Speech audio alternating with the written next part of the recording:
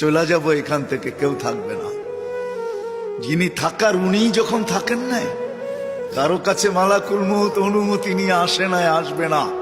শুধু একজন মুহাম্মদুর রাসূলুল্লাহ সাল্লাল্লাহু আলাইহি ওয়াসাল্লামের কাছে মালাকুল মউত যখন আসছেন, তো আল্লাহ বলছে বন্ধুর কাছে অনুমতি নিয়ে ঢুকবে। অনুমতি দিলে ঢুকবে, নাইলে ফিরে আসবে।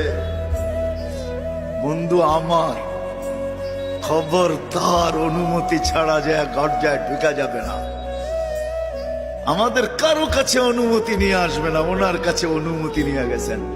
তারপরও বলছে শোনো, ঢুকার অনুমতি দিলেই কিন্তু হাত রাইখা দিবা না, আবার অনুমতি নিবা, রাখবা কি রাখবা না। বন্ধু যদি হা বলে তো রাইখো, যদি না বলে তো চলে আইসো। না বন্ধু আমার। কার বন্ধু? হ্যাঁ, কার বন্ধু? হাবিবুল্লাহ।